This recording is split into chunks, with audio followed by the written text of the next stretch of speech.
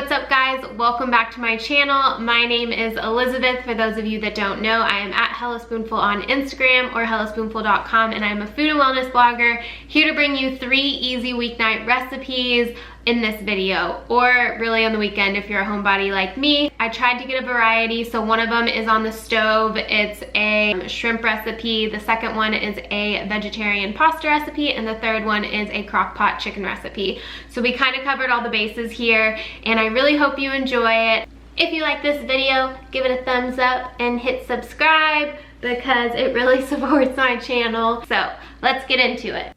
For this first recipe, all you need is 7 really simple ingredients. You're gonna need soy sauce, tahini, ground ginger, minced garlic, cauliflower rice, stir-fried veggies, shrimp, and onion powder, which I forgot to show, but I add it later on. You're gonna start by heating up your skillet really hot, adding your cauliflower rice, break it up a little bit. I'm just using a knife here. Probably not the best way to go about it, but it's just what I'm doing, reality. Next up, you're gonna add some minced garlic. You're gonna be using 1.5 teaspoons of minced garlic. I am very heavy-handed when it comes to garlic, so I probably used a little bit more than that. Stir it up. You wanna make sure it's evenly dispersed within your cauliflower rice on the pan, and continue until you feel like you're at a good place. Next up, you're gonna add some ground ginger. Here I'm adding 1/2 teaspoon, and I'm also adding the onion powder. Like I said, I forgot to show, but you're gonna use a teaspoon of that. And all of these measurements are on my website, so don't feel like you need to memorize what I'm doing. I'll just add it in the link below. Give it a good stir. Make sure again that it's evenly dispersed, and if you can kind of tell my pan, the cauliflower rice is really nice and brown, and I like to get it real crispy. Add your soy sauce. If you are gluten-free, definitely feel free to swap for coconut aminos. I know you can get some at Trader Joe's. I'm pretty sure you can kind of get them at any grocery store at this point. Add that directly to the rice, and again, giving it a stir.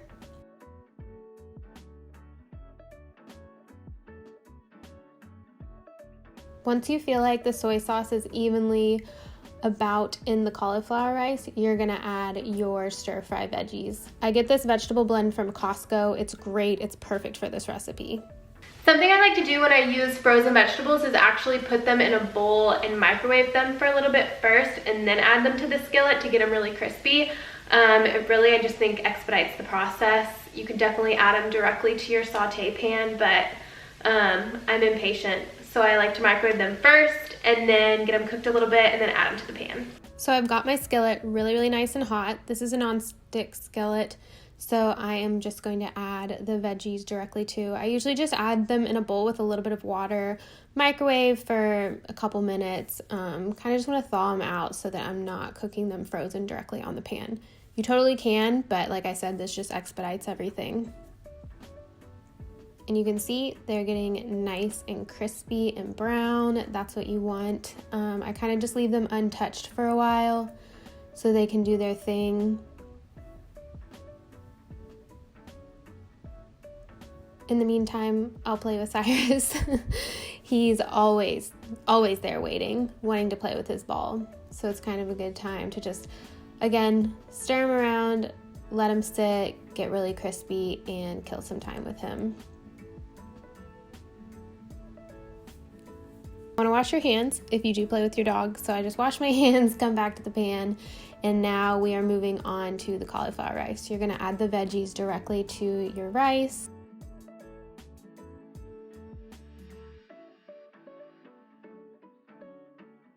Stir it around. Next up, adding your tahini. I am tahini obsessed. I love this stuff. If you've seen my Trader Joe's haul, like I said, I'm on the tahini train for 2020. I'm adding a tablespoon here. I usually end up adding about 2 tablespoons by the end of it. Michael's not a huge tahini person, so sometimes I do a little bit less, and then I'll just add a lot to my specific bowl because I just think it's so good. It just gives the best sesame flavor, which he's not crazy about. Moving on to the shrimp. Set out a paper towel. You want to make sure it's nice and layered so it's not seeping through onto your counter. I've been thawing my shrimp in the sink in a bowl with water, and now I'm just adding them to this paper towel, patting them dry and making sure that there's not a ton of liquid. You don't really want a huge shrimpy flavor, if that makes sense, which is why I like to do that, and then create a little pocket for them to pop right into the pan with the rice. This step isn't necessary. Again, just doing it, if I were to make it perfectly, this is how I would do it. Normally I'm just throwing everything in one skillet at a time, but this is, I guess, the best possible way you could go about making it. So for the sake of this video, we're just doing that. Adding some more tahini. Like I said, I usually end up adding about 2 tablespoons.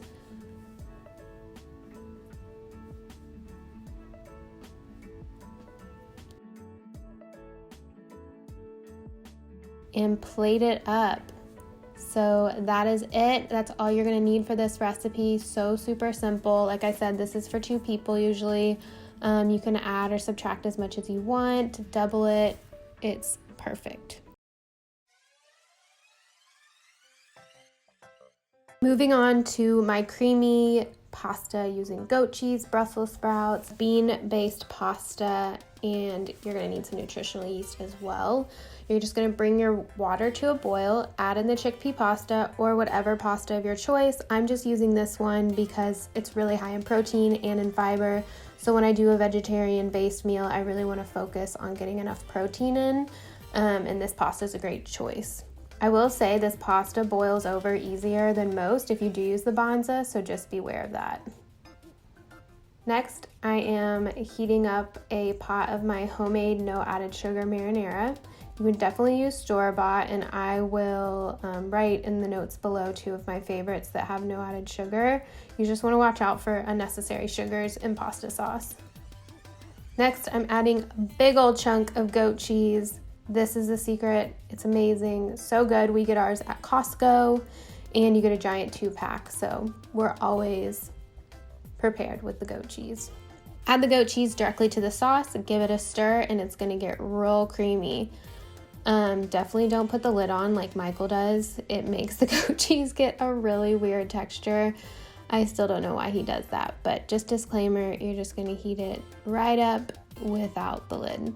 Next, we are going to add our shaved Brussels sprouts. I get these at Trader Joe's. They're great. You can definitely just shave your own, but I really like the convenience of these.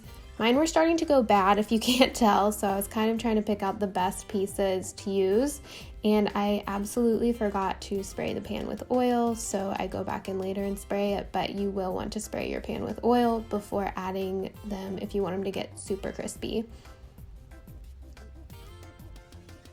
And here's where I remembered to add the olive oil. So spray your Brussels sprouts with some olive oil. For the sake of it getting really nice and crispy, I like to use a little bit of oil. Add it directly into your pasta sauce. And this is just a great way to bulk up your red sauce with some good veggies and fiber and all those good nutrients from the greens. And I don't know, I just love Brussels sprouts, but you could definitely add spinach, kale, whatever else you would want, or just, regular veggies. Now I'm adding some garlic salt. We are salt obsessed in this house, so feel free to use this at your, at the level of which you enjoy salt.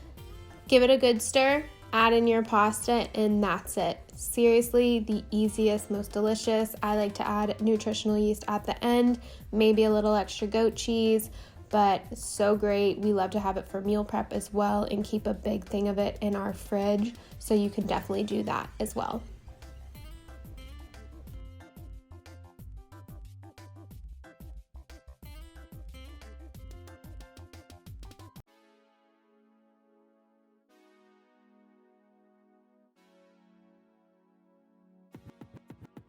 For the third and final recipe, we are going to the blog, gonna pull up all my Crock-Pot Instant Pot recipes and find my 5-ingredient slow cooker buffalo chicken.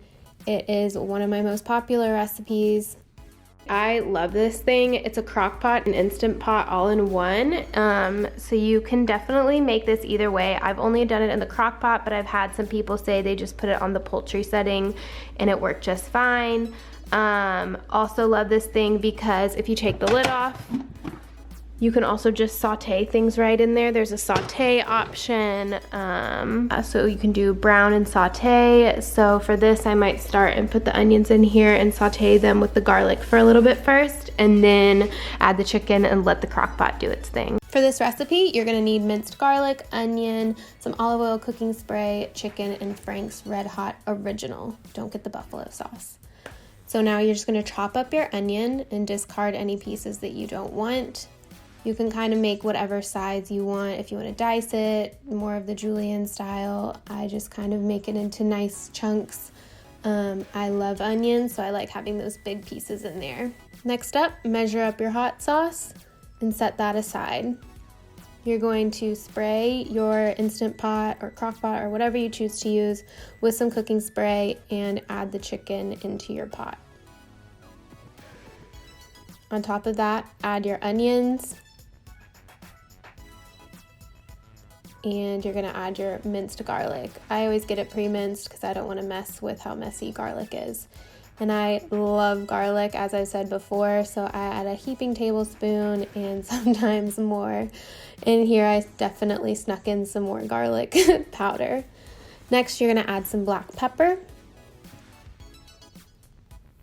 Once everything has been added to your crock pot, you are just going to securely place the lid on and cook it on low for 8 hours or on high for 4 hours. And you have the most delicious buffalo chicken, shredded perfectly, perfect for meal prep. I love adding it to my salad, to bowls. It's really just great in a wrap with some cheese or some yogurt, like very versatile, and I will show some different ways below how I serve this meal.